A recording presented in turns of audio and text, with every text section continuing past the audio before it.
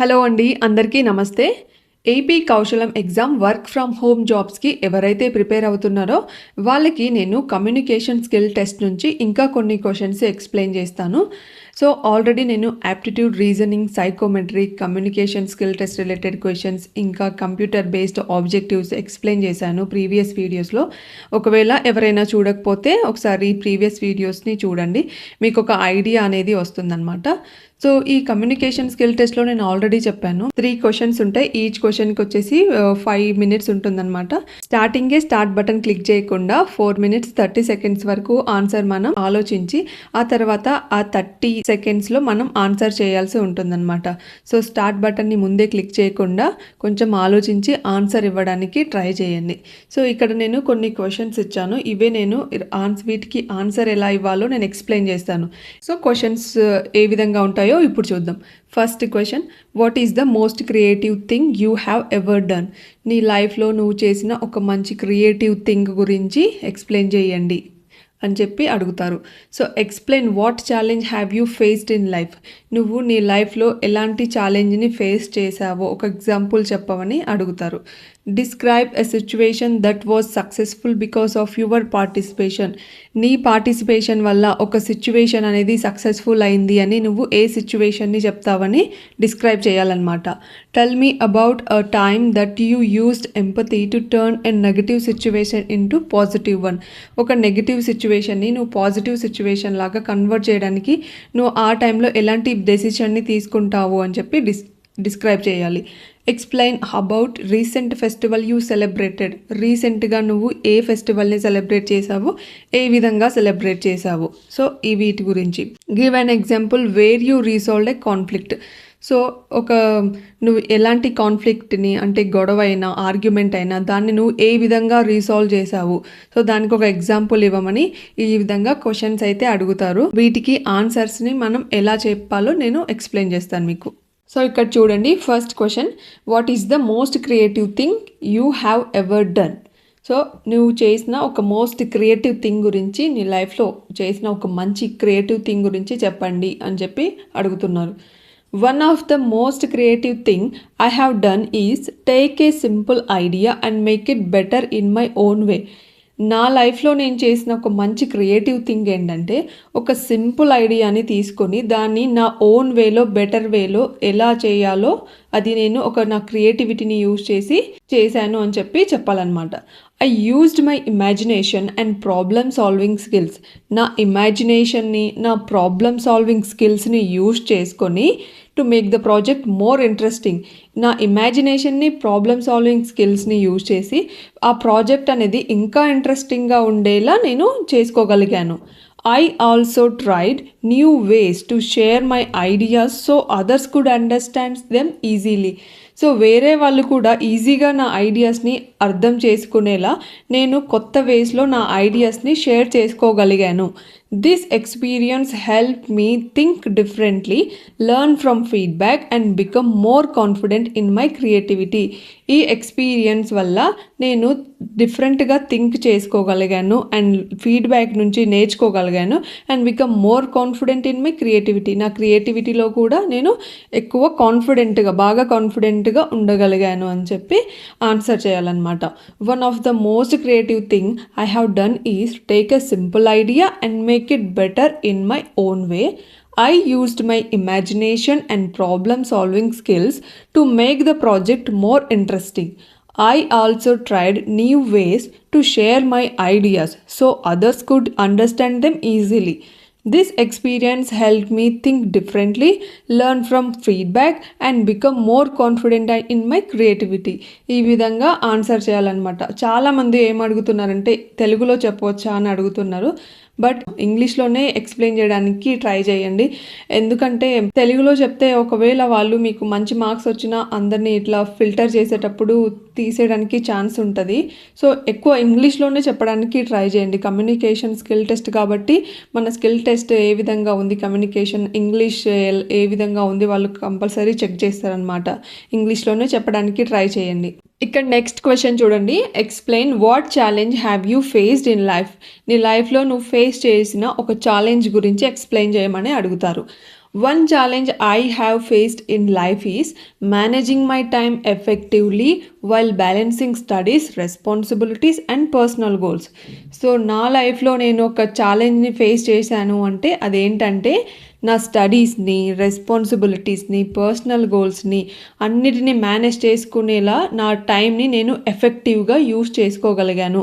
At first it was hard to stay organised and handle pressure. స్టార్టింగ్లో అది చాలా డిఫికల్ట్గా ఉండేది. అంటే ఆర్గనైజ్డ్గా ఉండడం, ఇంకా ప్రెషర్ని హ్యాండిల్ చేయడం అనేది నాకు చాలా డిఫికల్ట్గా ఉండేది. But some times I felt stressed and overwhelmed. కొన్నిసార్లు నేను స్ట్రెస్డ్గా ఫీల్ అవుతాను.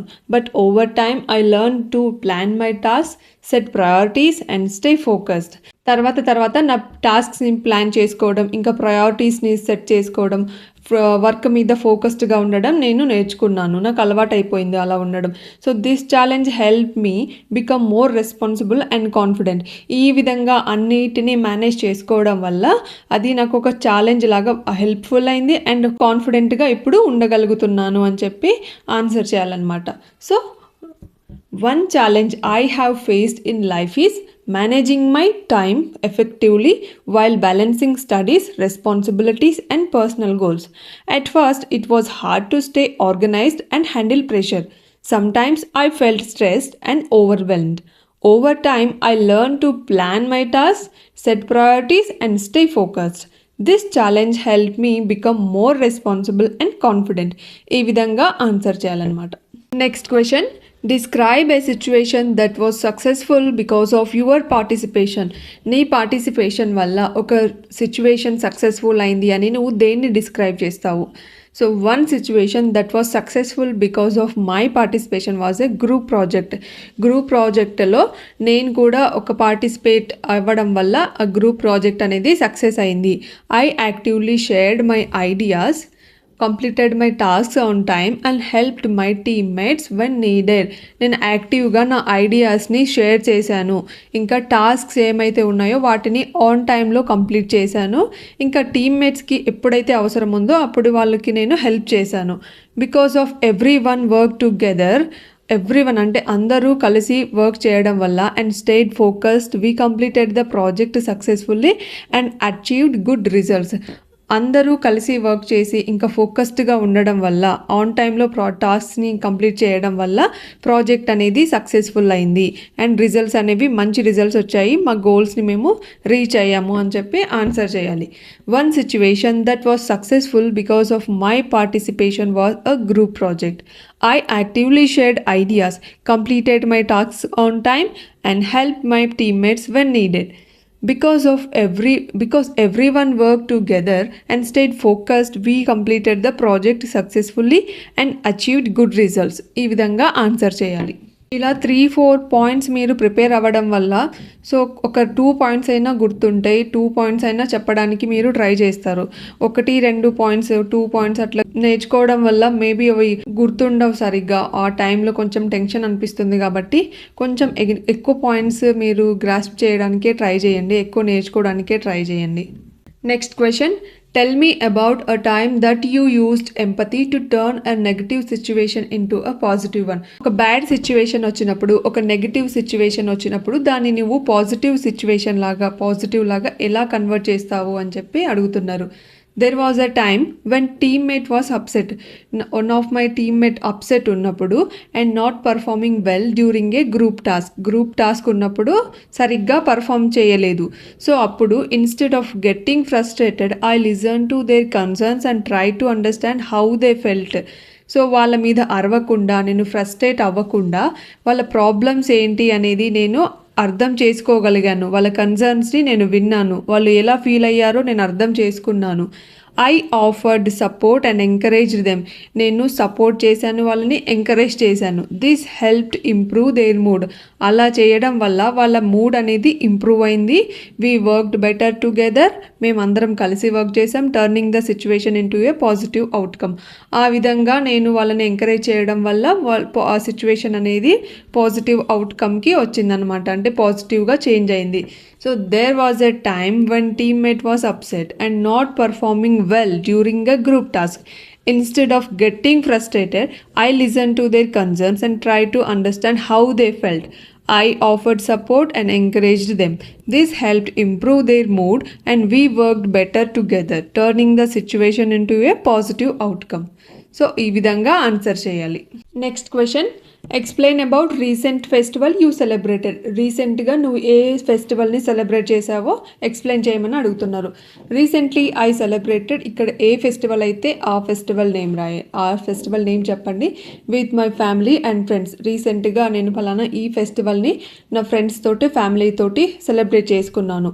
We decorated the house, prepared special food and spend time together. మేము మా హౌస్ని మంచిగా డెకరేట్ చేసాము, స్పెషల్ ఫుడ్స్ ప్రిపేర్ చేసుకున్నాం, స్పెండ్ టైమ్ టుగెదర్, అందరం కలిసి టైం స్పెండ్ చేసుకున్నాం. It was a joyful time full of happiness, laughter and sharing.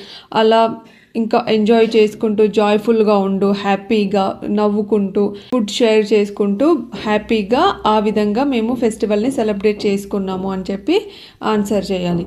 Recently I celebrated festival name with my family and friends. We decorated the house, prepared special food and spend time together. It was a joyful time full of happiness, laughter and sharing. ఈ విధంగా answer చేయాలి. మీరు ఒకవేళ ఇలా కాకుండా వేరే విధంగా celebrate చేసుకొని ఉంటే మీ వేలో మీరు ఎక్స్ప్లెయిన్ చేయండి. Give an example where you resolved a conflict. మీరు ఒక కాన్ఫ్లిక్ట్ని, ఒక ఆర్గ్యుమెంట్ని లేకపోతే ఏమైనా ఫైట్ జరిగినప్పుడు దాన్ని మీరు ఏ విధంగా రీసాల్వ్ చేశారో ఒక ఎగ్జాంపుల్ ఇవ్వండి. 2 classmates had an argument during a project. ఒక ప్రాజెక్ట్ జరుగుతున్నప్పుడు ఇద్దరు క్లాస్మేట్స్ ఆర్గ్యూ చేసుకుంటున్నారు. I listen to both sides and help them understand each other. నేను వాళ్ళిద్దరి సైడ్స్ నుంచి వాళ్ళ కన్సర్న్స్ విని ఇద్దరు ఒకరికొకరు అగ్రీ చేసి డిసగ్రీ అవ్వకుండా అర్థం చేసుకునేలా వాళ్ళకి హెల్ప్ చేశాను.